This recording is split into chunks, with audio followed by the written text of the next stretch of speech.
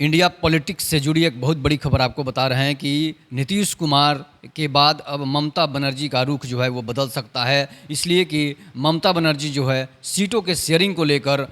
Manifesto को लेकर, India गठबंधन के मैनिफेस्टो को लेकर काफ़ी नाराज़ चल रही है। इसलिए नाराज़ चल रही है कि ममता बनर्जी वहाँ से मुंबई में बैठक के बाद वो छोड़कर चली आई थी। इसका सबसे बड़ा कारण यह है कि ममता बनर्जी नहीं चाहती है कि जातिवादी जनगणना का मुद्दा जो है वो इंडिया गठबंधन में के मैनिफेस्टो में शामिल हो, मैंने घोषणा पत्र में शामिल हो। इसलिए नहीं चाहती है कि ममता बनर्जी जो है जिस पद पर है वो जातीय जनगणना इसलिए नहीं चाहती है कि बंगाल एक ऐसा राज्य है जहां पर अधिक जो है बैकवर्ड क्लास के अधिक जो है मुस्लिम रहते हैं। इसके बाद ममता बनर्जी एक ब्राह्मण समाज से आती है और कम्युनिस्ट पार्टियों के नेता भी ब्राह्मण समाज से ही ज़्यादातर आते हैं, उच्च वर्ग से ज़्यादा आते हैं, जो बड़े बड़े पदों पर आसीन हैं, चाहे दीपांकर भट्टाचार्य हो, चाहे वृंदा करात हो, चाहे प्रकाश करात हो, चाहे जो भी लोग हों।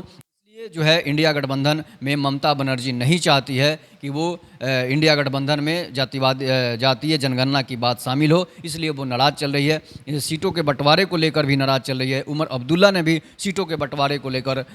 जो बात कही है उसे इंडिया गठबंधन टूटना निश्चित है। इसके बावजूद जो है नीतीश कुमार पहले ही पल्ला काटने के मूड में है, पहले ही पल्ला झाड़ने के मूड में है और नीतीश कुमार जो है उनको सीटों के शेयरिंग को लेकर जो बात हुई थी उस पर अमल नहीं हो रहे हैं, जिससे नीतीश कुमार को घाटा हो सकता है और राजद को फ़ायदा भी हो सकता है। जिस तरह से इंडिया गठबंधन में सीटों के बंटवारे को लेकर चर्चा चल रही है, तो इसलिए नीतीश कुमार भी अब पल्ला काटने के मूड में रहेंगे। ममता बनर्जी भी अलग राह अपनाने की सोच रही है, इसलिए कि ममता बनर्जी नहीं चाहती है कि बंगाल में जो है वो हमारा सीट और वामपंथी कांग्रेसों और वामपंथियों की सीट जो है वो बराबर बराबर मिले। तो इसलिए जो है राज्य के चुनाव में ये जो है जो इंडिया गठबंधन उपाय कर रहा है वो संभव नहीं लगता है और इंडिया गठबंधन टूटने के कगार पर हो सकता है। इसके बाद जो है जिस तरह से सनातन पर हमले हो रहे हैं, जिस तरह से मीडिया पर हमला हो रहा है, उससे नहीं लगता है कि इंडिया गठबंधन कभी संभव होने वाला है। इसलिए एक धरा जो है इंडिया गठबंधन का, एक धरा जो है वो सनातन के समर्थन में है, पत्रकारों पर हमले के जो है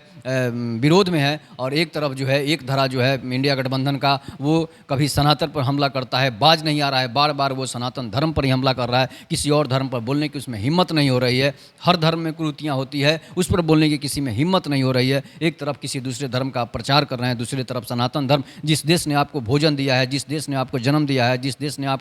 रहने की जगह दी है, उस देश के उस धर्म के उस देश के धर्म को के खिलाफ आप बोल रहे हैं। इससे आपको लगता है कि आप ना तो देश के हैं, ना आप सनातन के हैं, ना आप धर्म के हैं किसी, तो आप सिर्फ और सिर्फ अपना स्वार्थ, बस अपना राजनीतिक रोटी सेकना चाहते हैं। इसलिए जो है ममता बनर्जी और नीतीश कुमार की राहें जुदा हो सकती है, उमर अब्दुल्ला की राहें जुदा हो सकती है, और भी बहुत सारे ऐसे नेता हैं जैसे नवीन पटनायक से लेकर जो भी लोग हैं, अखिलेश यादव तक का भी राहें जुदा हो सकती है। तो आप अपनी प्रतिक्रिया जरूर दीजिएगा कि यह इंडिया गठबंधन कब तक रहेगा, या फिर चुनाव से पहले टूट जाएगा, या फिर कई खंडों में विखंडित होकर रह जाएगा। हर राज्य में अपने अपने हिसाब से जो नेता है, उसके 26 दल हैं, अपने अपने हिसाब से जो है सीटों का बंटवारा करेंगे, तो फिर समझिए कि गठबंधन कहाँ रह पाएगा। तो इसलिए जो है आप अपनी प्रतिक्रिया जरूर दीजिएगा। तब तक नमस्कार, जय हिंद, जय भारत, जय श्री राम।